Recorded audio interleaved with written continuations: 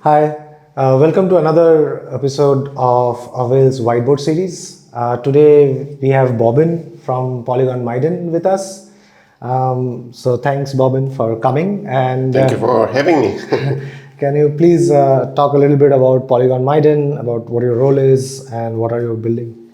Yeah, so I'm leading Polygon Miden project, and basically, I'm doing a lot of different things. Designing the architecture, doing some implementation as well. But yeah, so Miden is a rollup, or we're still deciding where exactly will fit. Maybe it will be like Validium or rollup, or maybe it will be no spectrum between Validium and a rollup somewhere. The kind of one of the differences that Polygon has several kind of rollup Validiums. So like there's a POS chain, there's ZK VM. Miden is similar to them, but also different in a way that it is not EVM based L2. It has its own VM, and there are reasons for why we've chosen that. I'm sure we'll get more into that, but like a couple of primary reasons is that we want to have privacy and we want to push some of the computation to the client side. Nice. That is extremely exciting. Of course, when I keep reading about Polygon Miden, as I keep on reading, I get more and more excited. So I would like to start with the very high-level overview of what the rollup, the Miden rollup in its full form, what the features of that rollup architecture will be. Like, for example, as I was going through the documentation, I think we talk about client-side proving, as you mentioned right now. We talk about parallel execution, which probably much of the EVM world and the Ethereum ecosystem has not seen much, right? And then we also talk about assets and how it can be composed like over multiple of these accounts and so on and so forth, right? So if you can talk a little bit about the features that typically this architecture enables, and why is something like, let's say, composition such a feature when it's so naturally comes to a smart contract environment? Yeah, so basically, there are several kind of goals that we want to achieve with Miden, but to highlight the two primary ones, like as any L2 solution, like one of the primary goals is scalability. We want to make sure we can get to fairly high TPS. Our goal is like north of 1,000 and hopefully closer to like 10,000, something like that, and maybe even more in the future. Obviously, we will not get there right away, but this is kind of our eventual goal. And the other goal, important goal, is privacy. So we want to, like, I personally believe that without some basic level of privacy, we can't bring like billions of users into crypto, because the situation where you get your salary paid to you via some wallet that is public, and then you make payments from that public wallet is just not workable.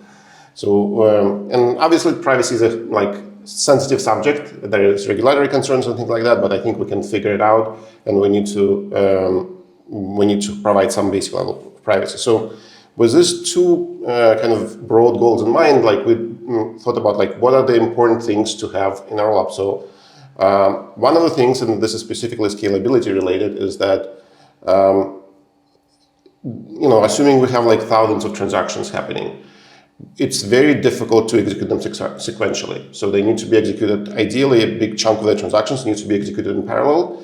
And the nice thing is that in most cases, transactions can be parallelized. Like if I'm sending a payment to you and someone else is sending payment like someone else, then those are completely separate. They don't need to be done sequentially.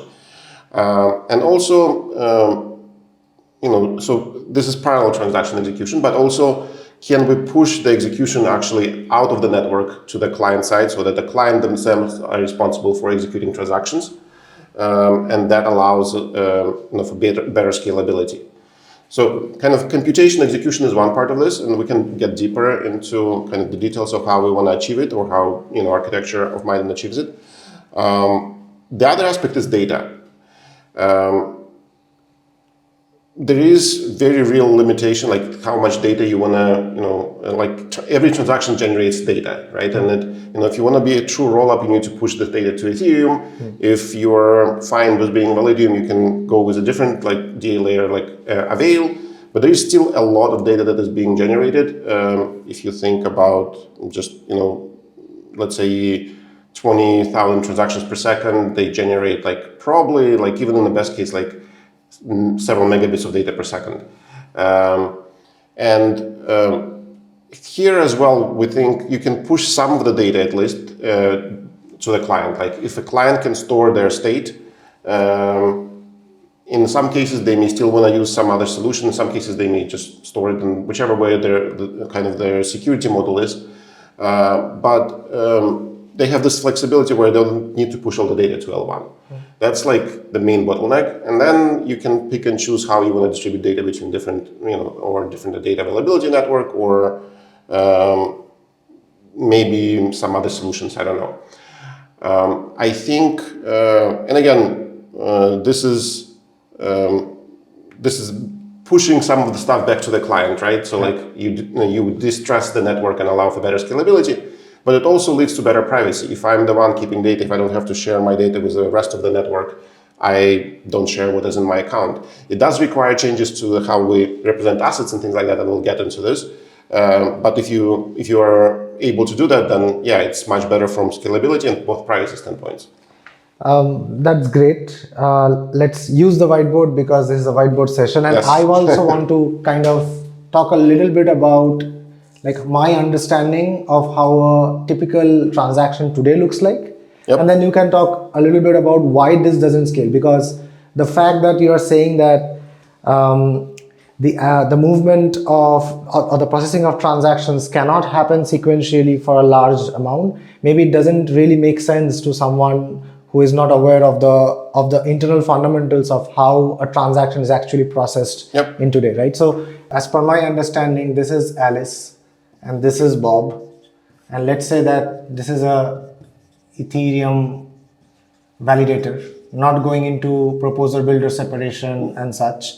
So Alice, like the balances of both Alice and Bob remains in the validator node, right? Correct. So the balance of like let's say 10 and it's 20, and if then Alice sends a transaction signing that he wants to send 1 ETH to Bob, and then they validate it and then update it to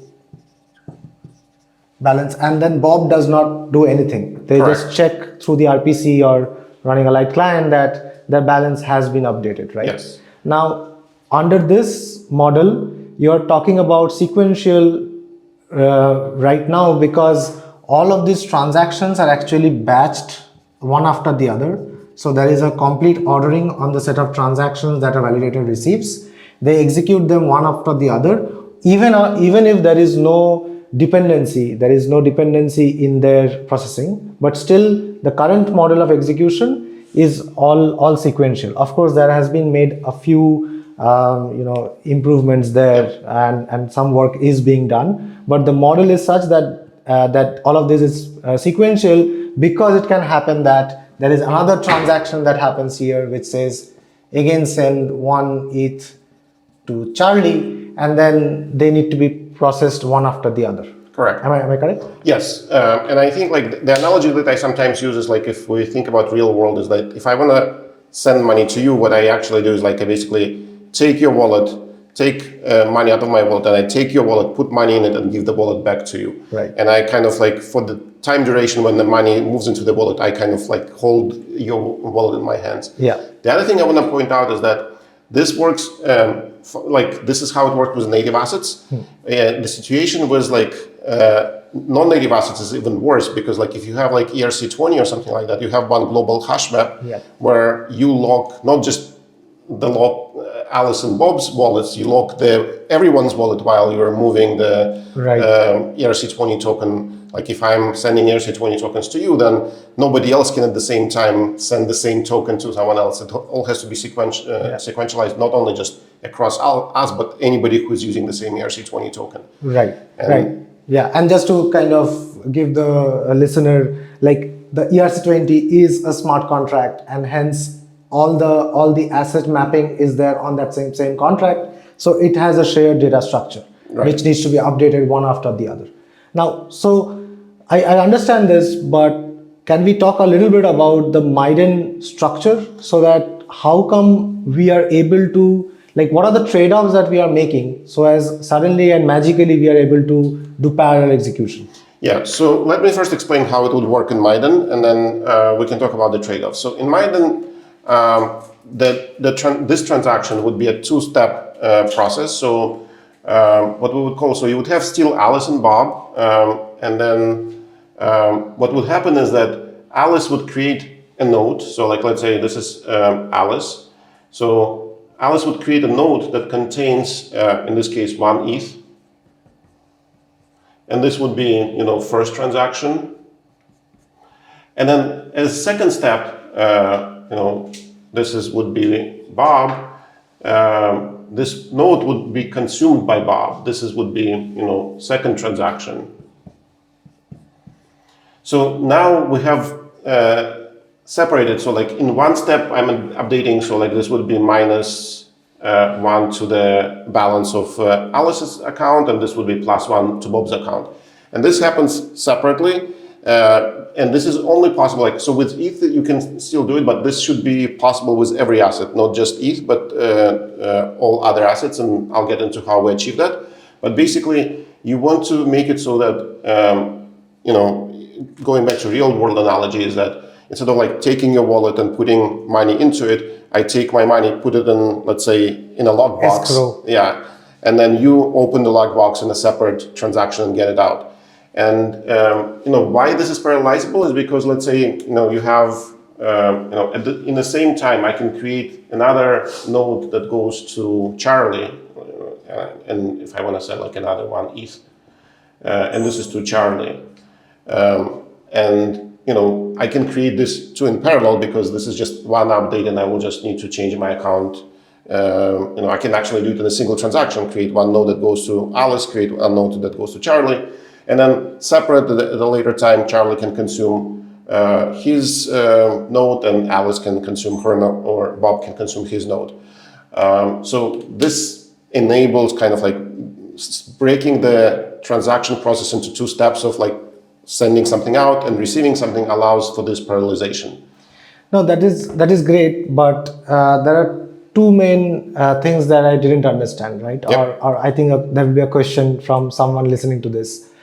The first thing is, this results in more transactions, right? So how come this is more efficient of a structure, right? If it results in more transactions, that's one. And the second is, this still doesn't cover the ERC20 kind of a case where there is a shared pool of resources, right? Correct. So there are more transactions here, but there is actually not too much, not like, I wouldn't say it doesn't double, for example, even though we do two, because again, I pointed out that sometimes you can send out multiple nodes in the same transaction. So like in this example, for example, there would be a single transaction to create two nodes, and then maybe there will be 3 total transactions to do this. So like there will be 3 instead of 2 transactions. Right. So, and even if you have more, if you have accounts that like frequently like exchange things, then it would get amortized. Now, the worst case scenario, it will double the number of transactions, but even then that is not so bad because all of these transactions can be processed in parallel. So there is a benefit there, but I would say doubling is the worst case. Yeah. Most likely it will be much less than double because you can do a lot of, create and consume a lot of nodes in the same transaction. And also like, I feel like some of this is kind of a bit missed when we talk about architecture without the tooling, is that a lot of these will be also done by the wallets automatically. Yes. Like, I mean, you can basically consume wallets without even knowing, the user not even knowing that this is sometimes happening. For example, when I'm using MetaMask, I don't even know how many RPC queries are being done, right, to MetaMask, at what frequency and so on. I just know that my balance got updated, which makes me feel that I have received. I don't worry about finality, about when Ethereum reaches finality and so on and so forth. So a lot of this will be tackled by tooling. And like to follow your example, like a wallet can choose to consume the nodes like maybe once a week or once a day or something like that, and just wait for like a lot of nodes to aggregate, and then it will consume them, and therefore like the number of transactions actually should not be much greater than like one transaction per transfer is common in like Ethereum or other places. Of course, that makes sense. Now, can we talk a bit about the shared, ERC20 style? Yes. So this requires kind of redoing or rethinking the asset model, and this is kind of one of the main kind of differences between like how Miden thinks about assets and how they like work on Ethereum and some other blockchains as well. So to explain this, let me actually start out with describing like what is in the account overall, because I think this is important as well. So if we think about Miden account, and I'll just draw like let's say this is an account.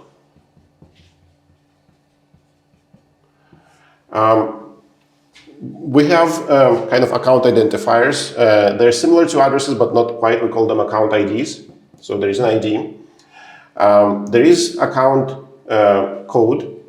This is very similar to how smart contracts on Ethereum work, but in Miden every account has code. Right. So there is no difference between EOA or smart contracts. Every account is a smart contract. In Ethereum world, this is frequently called account abstractions. But yeah, so we went directly with it because we can talk separately about all the benefits of this, but it has a lot of benefits. So this is native account abstraction. Correct. Correct. We have storage. So every account has storage, and you have code and storage. And I actually like one of the things, kind of going on a tangent, I should mention that you get with account abstraction is that you can choose your own signature schemes or authentication methodologies. Like you can store public keys in storage, and then your code will decide, will say, okay, I want to authenticate with those public keys. You can rotate keys. You can, even change authentication schemes throughout the lifetime of the account and do all kinds of interesting social things. recovery and all sorts exactly. of things. So, but storage can be used for other things as well. Whatever user wants, or developer or app developer wants, they can use storage for. And this is similar to what, the structure of the storage is a bit different, but it is similar to, in concept, what Ethereum storage in smart contract is. But just to clarify one point here is that the question then comes is, where does this account live, right? Because we are talking about a similar construct like a smart contract, which has an address, some code, a storage access, and so on. So where does this account live? Well, so there are different modes of how you can put this account, and we'll get to that. Okay. Sure. There is like, you can put it on chain or off chain, but I'll get to that. There is another thing here which is similar, is a nonce. So we have, for example, whenever state of the account changes, nonce needs to be incremented. Replay attack. Yeah, to protect against the replay attacks and also like enforce other conditions. But one of the things, by the way, we use nonce for is kind of like it helps with authentication. So and the way it is it works is that if the state of the account changes, the nonce must be incremented. If you executed something against the account and the state didn't change, the nonce should not be incremented. It kind of is getting into the weeds, but there is a way to force certain methods. Like if a method didn't increment the nonce, then something else later needs to increment the nonce, and that something else later needs to request a signature, for example. Right. But I can get into that details if we have time later on. Yeah. But so this is fairly standard for what Ethereum has. Now, one difference that we have is what we have is in account is called Vault. Did I spell it correctly? Yeah. So Vault is different. So this was similar or relatively similar to how Ethereum works. Vault is a kind of a substitute to Ethereum's balance. If in Ethereum you can store just ETH balance within an account. In Miden, Vault contains all the assets that can be stored in the account. So they're not stored in ERC20 contracts or recorded somewhere else. They are always stored in a vault. And Vault is basically, you can think about it as a Merkle tree. It's actually a sparse Merkle tree of sorts. But so all assets are native assets in that world. Correct. We have two asset categories. You can have fungible and non-fungible assets. Of course. But it's like a sparse Merkle tree you can put unlimited amount of assets in there. But like a fungible asset could be, let's say you have like a USDC or something like there, and it has an amount. USDC. Okay, you probably can't see what I wrote, but it's USDC, and it has an amount. But like an NFT is just like basically a hash of whatever NFT represents. Right. So all of this, and if you have more, you have ETH, for example, would be represented the same exact way as USDC. So there is no native asset, so to say. All assets are equal in that way. Yeah. Okay. Makes sense. And because we store them in this kind of manner under the account, that removes the problem with the ERC20 design, where now you can send any asset. So basically, all assets that I hold stay in my vault rather than being locked into one EOA, like one contract whom I need to access through my EOAs, for example. Exactly. And this also simplifies like quite a few things. This is good for this parallelization thing that we discussed. But it also, like in Ethereum, it's frequently not trivial to figure out what do I own, because you need to scan the entire chain and understand, like, okay, do I have anything in this smart contract? Do I have anything in this smart contract? And it's not trivial to even figure out how many assets and which assets are owned by a given account. And also you suddenly see you have assets which you do not even know. Exactly. And then here it's trivial. And another nice benefit of this is that, and we'll get to this like with your question about off-chain versus on-chain, is that we can move all of this off-chain and you still preserve all the information. Like one of the problems with ERC20 model specifically is that anytime I own a new token, it creates an extra record on-chain, and that requires extra data to be put on-chain. Here, if we move the account off-chain, an account is always like a small commitment to the account, regardless of how many assets you own. Right. Okay, that makes sense. But I would like to now kind of, just mention one thing, is that this, we have also kept on talking about Ethereum and how it looks like versus how it looks like right now. Can you tell me like why this structure is not possible inside the EVM? Like if now is not a good time, then we can discuss this after discussing a little bit more. But it already looks like, yeah, can't we have had a native account abstraction, but on EVM where this is the data structure? So this typically looks like a modified EVM, so to say. But why is that not so? So that's a good question. I think assuming, so like in Ethereum, it won't work right now. Like you'll get a lot of this with account abstractions, but you'll need to modify the kind of the way assets work, which is probably at this point is Ethereum is not going to change that. But if you think about like standing up a new EVM chain or something like that, I think you'll probably need to change semantics of EVM to understand assets to some extent, because there is, as far as like right now, EVM only has a single asset. So you'll need to modify some things. On a fundamental level, I think you may be able to emulate many of these things, but let me think. There is no concept like of nodes, so like you'll need to introduce the concept of nodes as well, and this is a separate from accounts. Right. So essentially, like there are these nodes that we discussed a while back, which are consumed and emitted by these accounts, right? Exactly. So even today the transaction mempool and all of the structure completely needs to be ripped apart and rethought. Yes. And probably you guys started with the Miden VM and came to the rollup design from the VM. So this is very natural, but of course I'm trying to kind of map it with the EVM style. So I think you can change EVM to work like that, but you will change it so much that it will look a lot like kind of will not look a lot like EVM anymore. Yeah, it will not be EVM++. Yes, exactly. Same smart contracts will not work. Even with minor modifications, they will not work. And you'll run into other issues. So you basically will be building a new thing and maybe trying to retain some aspects of EVM, which I'm not sure is a good idea. Yeah, makes sense. Yeah, and so nodes, by the way, as well, they carry assets. The data structure to carry assets is slightly different, but every node also records, like they're kind of stored sequentially. But, if I move USDC, I would have also, like this would be a USDC, 10 in there. Sorry, again, my writing is not very good.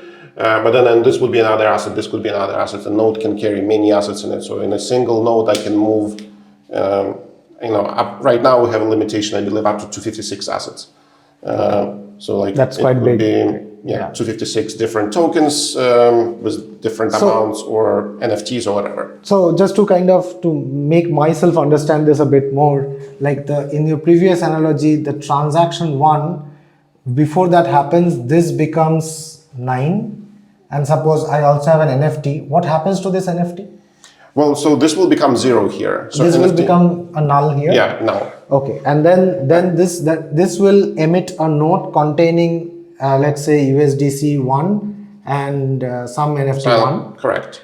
And then someone else's account needs to take account of, let's say, Bob here. And if that was Alice, then all of this, then there also the nonce will get incremented. Correct. The vault will get updated when this node is consumed as part of transaction. Correct.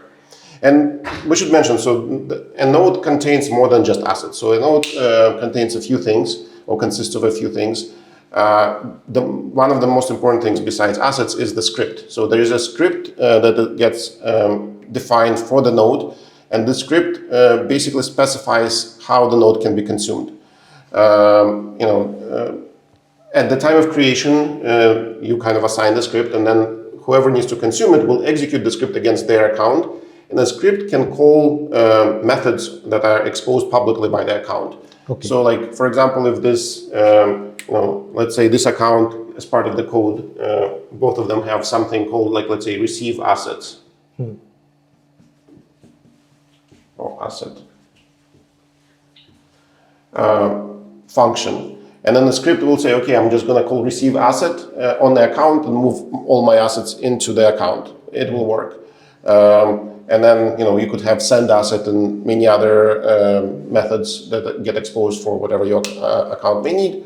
And then the script will be just saying, okay, call this method and move assets in there. Now, the way the script, we can do authentication is as part of the node script, we can say, check the ID of the account, for example, and only succeed if the ID is equal to something. So if this is, let's say, account 2, as part of the script, it will say, first thing, check if the account you're being executed against has ID equal to 2. If not, fail. If yes, then call receive assets.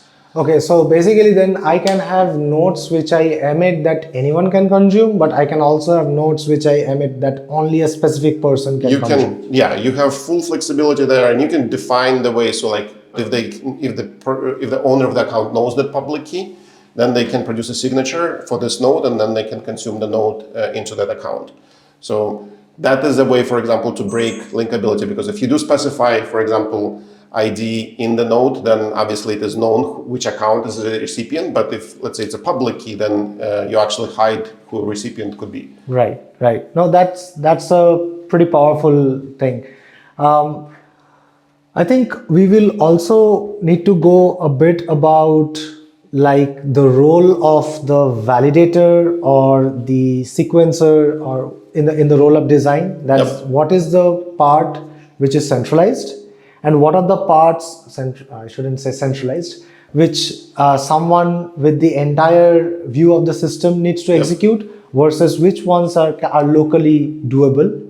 And also, I would also want to kind of slowly now go a bit more into maybe Miden VM. Okay, so as I mentioned earlier, there's different modes of storing this node, so like and accounts as well. So if we think about the options that we have, so for example, for accounts, we can store accounts, if you think like, let's say this is an account and, let's for simplicity now say this is an L1 or Ethereum or whatever.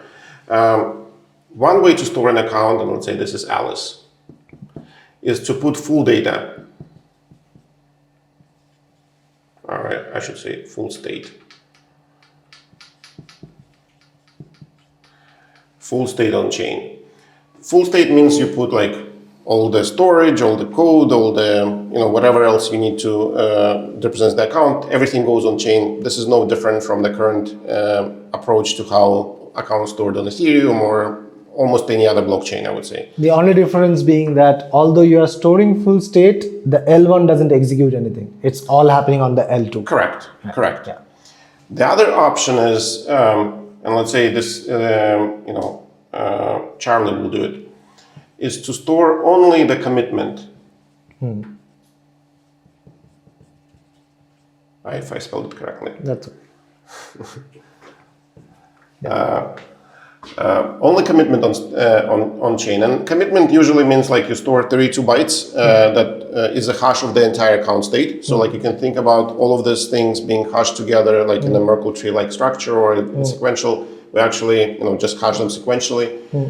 So what you end up really storing is like ID of the account, which is in our case 8 bytes, plus hash of the state, which is 32 bytes. So you basically put 40 bytes on chain for any account that is in this mode. So like the question is, so where does the actual state of the account live? Yeah. And there are options. So the user is free to choose where they want to put it. They could, if they don't care too much if it's like a low value account, they could even just leave it on their phone or wherever. It doesn't even have to go anywhere. If it's more important, they could back it up to Google or whatever other centralized solution. If they care more and there's many more assets, they may want to go with some kind of like data availability committee or something like that that will guarantee that there is the data is secure. Even if they lose their phone, they will not lose their state. Sorry. And I should have mentioned that there is one trade-off here, that is that if you lose the state of the off-chain account, you kind of get locked out. So it is important to keep the state somewhere. It's slightly different. Yeah, but can Google take all my funds if I back this up in Google? No. So the only thing you give up is that kind of privacy aspect, because they will know the state of your account, but they cannot take your funds. So this is different from, let's say, putting your private key on Google. Yeah. Because here they do not have your private key, they just have the state. So you kind of like make it available to them. And there are even ways that you can think about. We can even encrypt the state before we send it to Google or to a data availability committee or whoever else we choose as our kind of data storage provider. Yeah. And we could encrypt, we could send it in plain text. There is obviously different levels of complexities. Encryption is more complicated.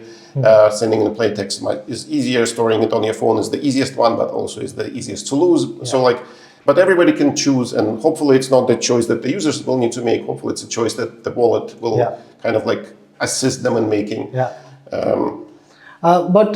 So can we talk a little bit like, okay, I have my account either on L1 or through a DAC, right? Yes. Or what I store it in Google or on my phone.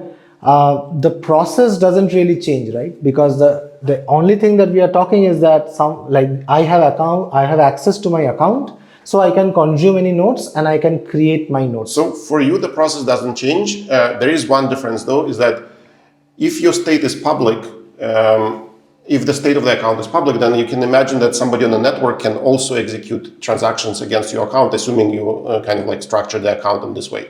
And this comes in useful when you want to have a shared state. So for your personal wallet, you probably don't want to do that.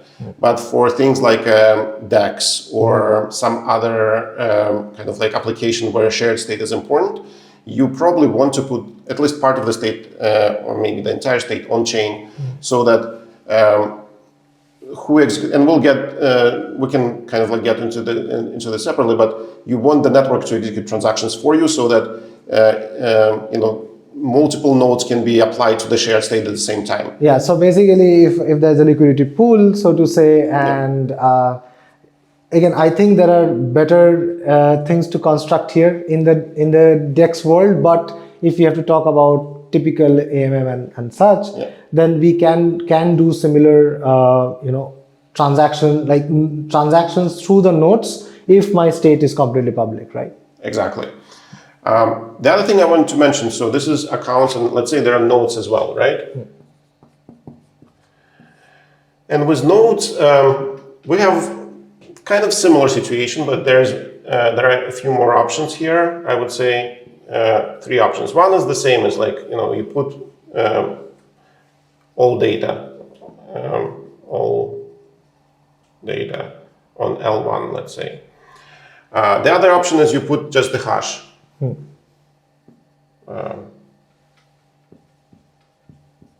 There's hash and some metadata, but it's around 48 bytes actually in our current implementation. Okay.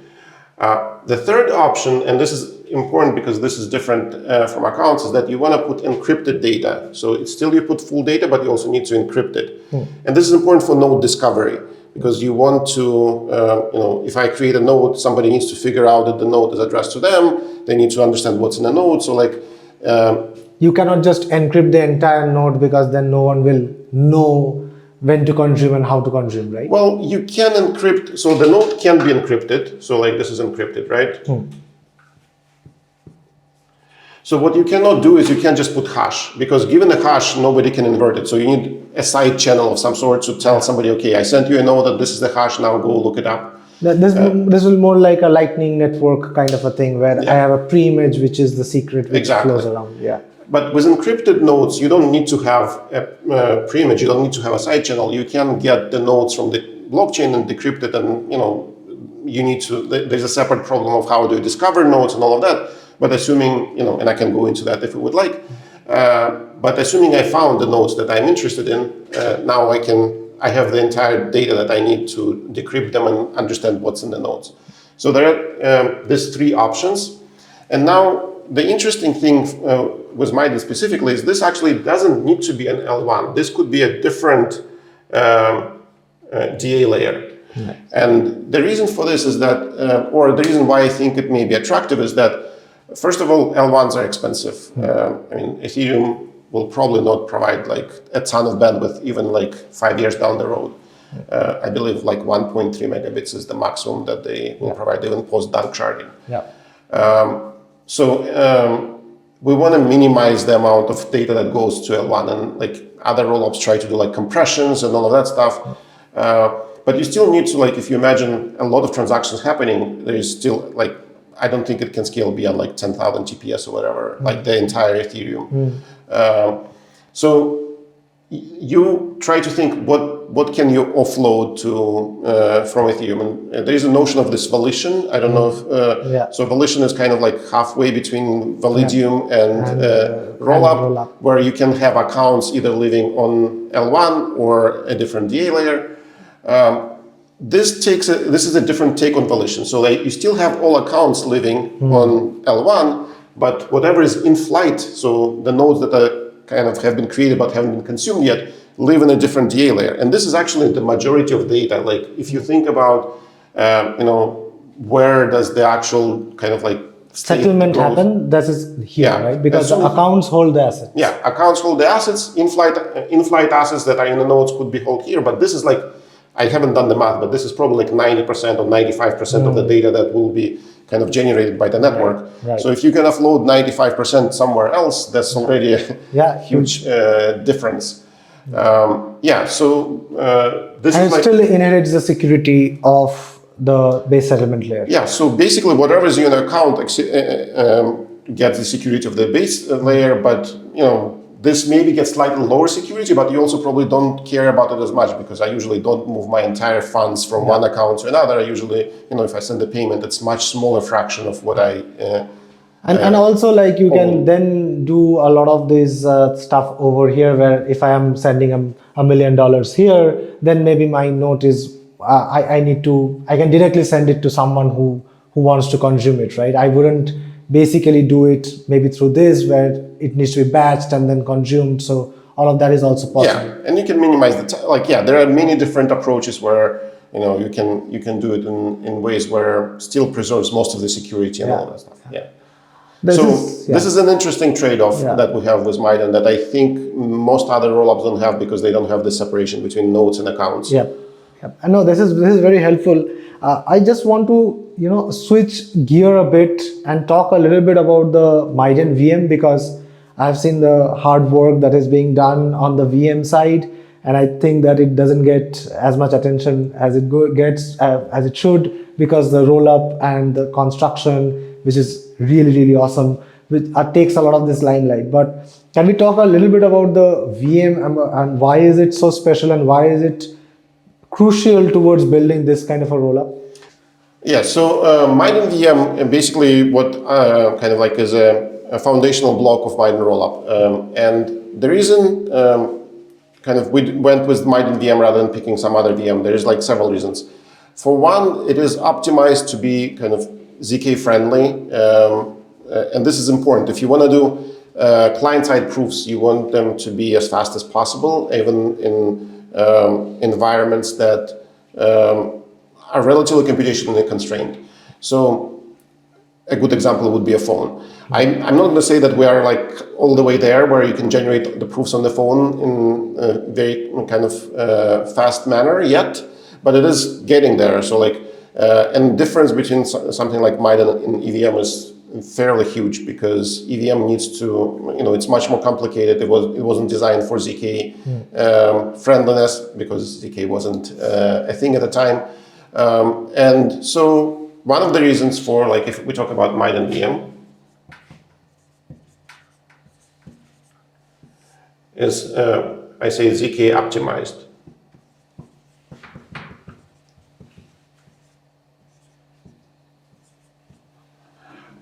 It's ZK optimized, so meaning we've built the instruction set specifically so that it, easy to prove in the ZK context. And I think we're getting pretty good results. So I kind of said we can't do it on the phone yet, but I think for most proofs that for most transactions that we care about, like at least users care about, like sending funds and simple kind of maybe smart contract interactions and things like that, it shouldn't require more than like, let's say 4 gigabytes of RAM, which is already doable on a phone. In terms of computation, we're still kind of trying to figure out if it was on a laptop, it could be done in like 1 or 2 seconds. On the phone, it may still take, 20 or so seconds. But we still haven't even tapped like optimizations using like web GPU or things like that. And I hope as we kind of like build more optimizations, it will come down to like a couple of seconds on a phone as well. Our plan here is that, even if you're on a low power phone, like let's say you don't have like your latest iPhone or Android phone or whatever, you can still ask somebody to generate the proof for you. And this somebody could be like a wallet provider, for example, and then you submit the proof to the network. But ZK optimized is important because we want eventually to have like even you on the phone can generate these proofs. The other thing that was important for us is optimize the VM for fast recursion. So we wanted to use the same VM for recursive and non-recursive circuit, and that kind of unlocks a lot of interesting use cases. So we've worked a lot, so like, it's recursion friendly, I would say.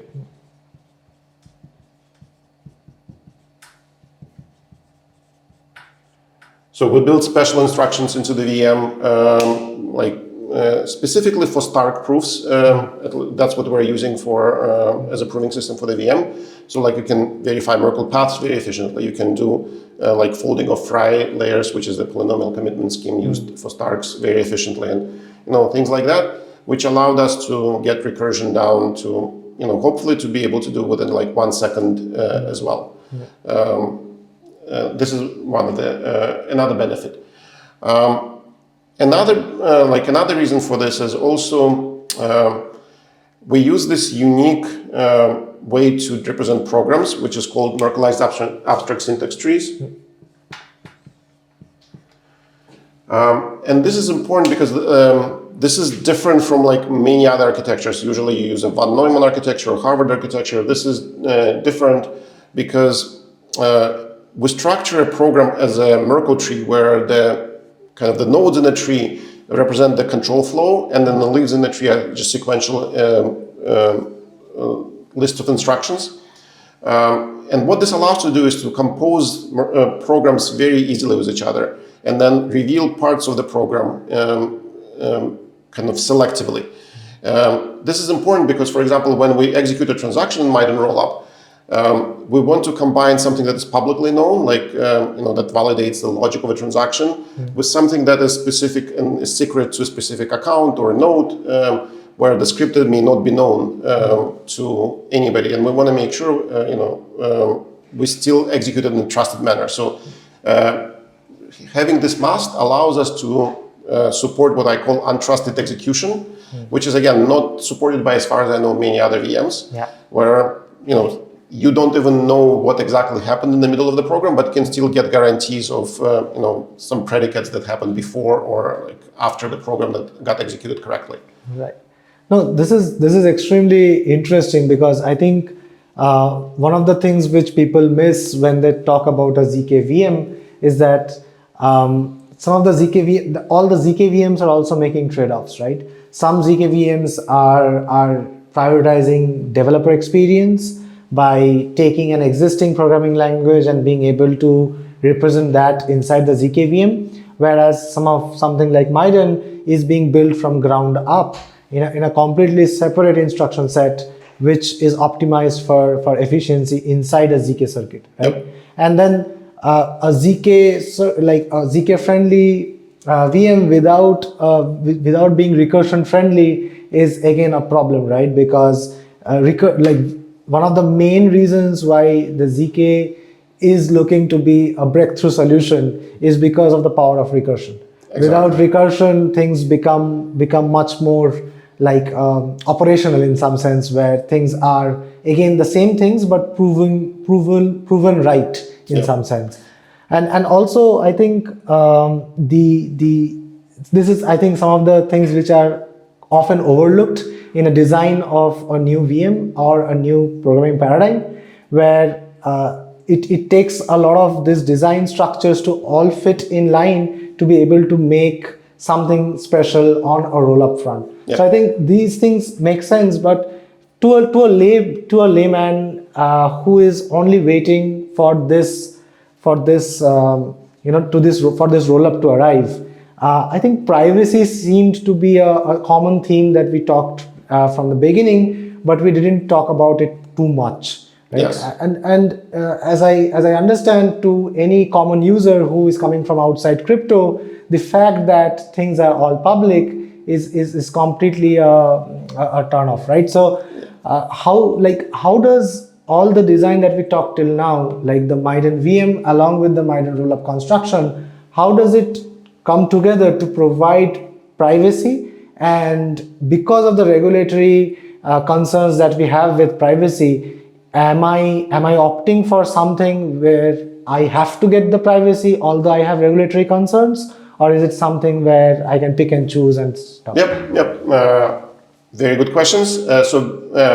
Basically, the way you can kind of enable privacy is that, so we talked about on-chain and off-chain data. First thing you kind of make a choice about is like where you store your data. If you store your account data off-chain, you already kind of hide most of the data and it's kind of private. So you kind of get a choice there by, if you make your data public, it is public and everybody can see it. If you take it off-chain, then only you can see it, or you can selectively share it with whoever is kind of you want to share it with. What remains is computation, because even if the data is off-chain, and you still ask the network to execute things for you, you kind of reveal it. And here again, because of the structure of Miden, where you execute transactions only against a single account, you can execute a transaction and prove it locally. So if you both execute the transaction locally and you have your data stored locally or off-chain, then you by default become kind of private. There are other things in Miden rollup that ensure, let's say, that you don't have linkability between like who sent a node and received node, but I don't think we'll get into this right now. But at the core of this is that you can choose these different modes of storage and execution to fit your needs. If you want to be public, you can. If you want to be private, you can. In terms of like regulatory things, so I think this will address part of it. But I do think there is probably a bigger question here, because it's still, to be honest, not clear what exactly will be satisfactory. So in our case, what we're planning to do with Miden, and this is not only for this reason, there are other reasons, is to launch in a centralized mode where users get privacy against every other user, but they don't get privacy against the central operator. And as we decentralized, we'll enable kind of the privacy against operators as well, but this will probably happen like a year or two down the road.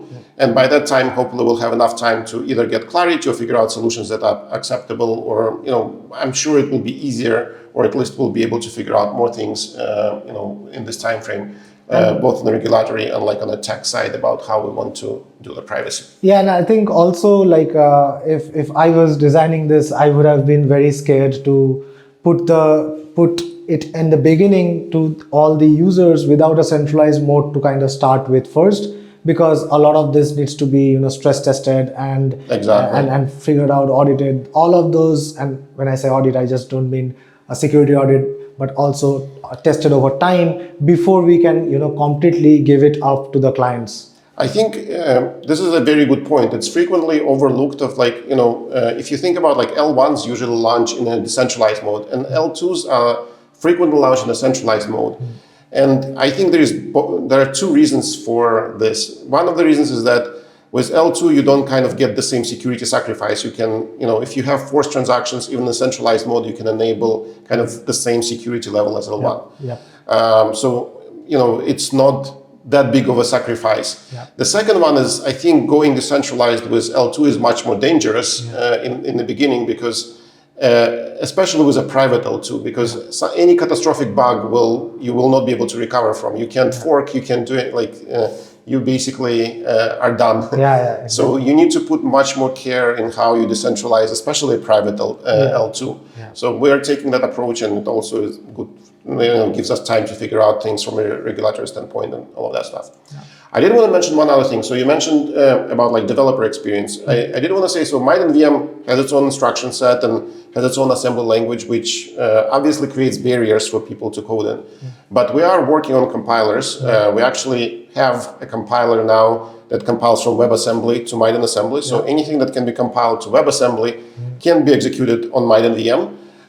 Now, it's still the first version. It probably has a few bugs and probably not as optimal, but we'll improve it as time goes on.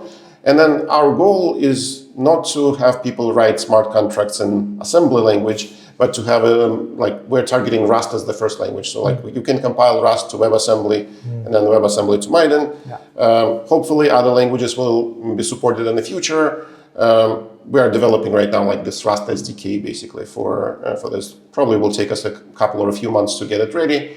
But we're not expecting people to code or learn Miden assembly in the future, although right now that's the only basically alternative. Yeah, but I've also heard community efforts where Polylang, we have a JavaScript kind of thing. So I think more and more, because of the power of the design, of course, I know you guys are already working on the WebAssembly front and so on, but also the community is working towards providing more and more support. So I think it will be pretty quickly we will see that there are many languages and programming paradigms which are supported and then converted to a Miden VM program. Yep, that's the hope. Great. And I think the last kind of technical topic that I wanted to just going again into the privacy front, I think recursion, of course, the ZK front, there is the term ZK, zero knowledge proofs, which we kind of have overloaded with all the validity proof based designs that we have seen out there. So I think the zero knowledge aspect is not very clear as a value prop to whoever is using a zero knowledge proof secured rollup today, because they are not using the zero knowledge property of it, right? And then of course, with not only about the zero knowledge, but also the recursion, it can also hide a lot of these public inputs, where you can you can construct a proof locally, but then only verify the proof itself in a recursive manner.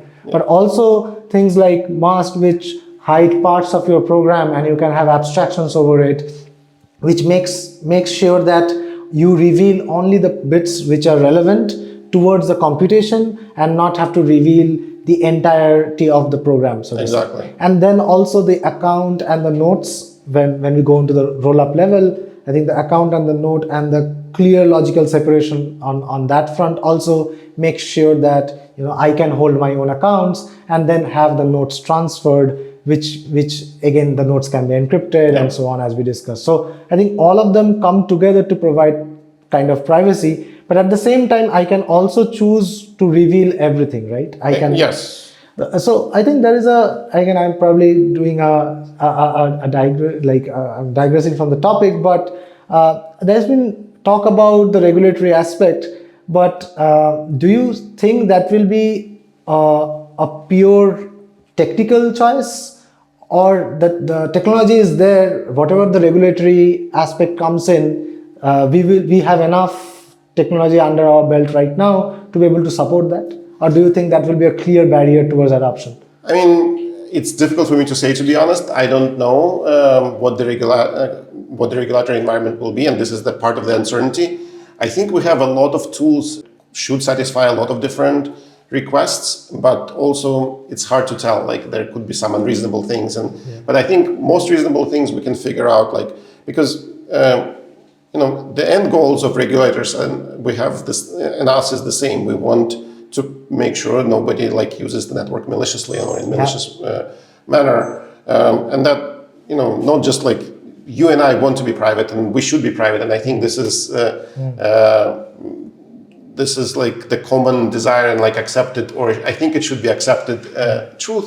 But you want to prevent criminals as much as possible. Yeah. It's not going to be always possible, but as long as there is no blatant abuse, I think it should be fine. And then I think we have enough tools to prevent this type of blatant abuse. Now, exact solutions, I don't know, and they will depend. And that's why I'm saying it's probably going to take a few years to get to that. But I do believe that there is a good solution there that will satisfy everyone. Nice. And I think I have covered all my questions. But one thing which people when I talk about Miden, they keep on asking, and it would be good for the listener to kind of check out is that the timelines, right? So yes. Miden VM is being built. We can play around with examples today. They are pretty much self-explanatory. Do check out their examples. That's a pretty good set of examples, and a browser-based playground as well, which is really awesome. So do check it out. But where are we towards getting all the features that we have discussed today? What the timelines look like? What are the kind of implementation challenges that you are facing, and how can the community kind of help in towards developing this at a faster manner? Yeah, definitely. I think the main challenge is that because this is a new system, almost everything needs to be built from scratch. We can't reuse a lot of the components that if you build in, for example, an EVM based solution, you can probably reuse a lot of the existing components. So in terms of timelines, we're planning to have a DevNet by the end of this year, so in roughly a month and a half or so, which is will allow it will allow private nodes and private accounts. If all goes well, in February we'll have a public testnet, which will probably still support only public nodes and public accounts, and then we'll have a set, a sequence of more and more testnets. Expanding the feature set. So the next one would add public nodes and public accounts, and then we'll add other things. And by February, we're hoping as well have to have initial version of smart contracts in Rust. Over the next year, we'll progress, and hopefully we'll be able to go to mainnet sometime in H2 next year. Could be somewhere between Q3 and Q4, depending on how things go, but hopefully in H2 of next year we'll go to mainnet. And then even after that, as I mentioned, we'll go in a centralized mode once we're in mainnet and kind of fixing any kind of issues and bugs that would not be critical because we're in a centralized mode and we can catch them and make sure that users' funds are not at risk. We'll think about how to decentralize, how to enable higher level of privacy and all that things. So this is kind of high-level roadmap for us. Right, and then for example, what are the kind of help from the community that you need right now? Of course, I know you guys are making everything in Rust, right, from the ground up. Most of the things are Rust. So that, and then I think you are doing a lot of work on the compiler thing, a lot of work in ZK, of course, a Star-based design from the ground up. So what are the kind of viewers should get in touch with you about how they can help on Miden? Yeah, I think first of all, one thing to say about Miden is that everything is open source. All our repos are there, and we have discussions about the design choices and everything in the open. They're in GitHub issues and discussions. I think where help is the most useful would be in kind of I would say figuring out like maybe some applications that you can write for Miden. I mean, it depends on what you're interested in. So let me take it back. Like if you're interested in getting like in the core design decisions and like things like that, we're very actively building the node and the client for the rollup. That is something that like the VM works. We are making improvements, but it's mostly there. If you're interested in VMs, you can certainly contribute, but it is not the #1 priority right now. Building out node and client is where we're focusing our efforts right now. So if you're interested in helping with that, we would certainly appreciate that. And then, you know, because Miden is so new, we want to go with some set of smart contracts available for people. And we've built some like basic ones ourselves, like a very simple wallet, a very simple, like you know, kind of like equivalent to ERC20, like we call those faucets, maybe something else. But if you have ideas of like more sophisticated wallets and how they would work on Miden, right now you will need to learn Miden assembly for this, but hopefully come February you won't. So that would be another way to help. I think even you know, for people who are interested in core cryptography and ZK, we're doing research and optimization. So like there is a ton of opportunities to contribute. I think we have like probably about a dozen of repos under Miden GitHub, and those span anything from the VM to cryptography to compiler. So like if you're interested in compilers, you can also contribute. One of the interesting things is that the way we develop the compiler is that we have this intermediate representation, which is similar to LLVM. So we're doing it for compiling from Rust to this representation through WebAssembly. But if you want to take a different language and compile to this IR, that would work as well. So there are tons of opportunities, and we'll be happy to get any help we can get. Yep. So the last thing is like, no matter which background you are coming from, do check out their repo, the docs. There's been fantastic work already done, and a lot of work that is still being done. We are very much looking forward to what you guys build. And thanks for watching this. Hope to see you again in the next video. Thanks a lot, Bobbin. Thank you for having me.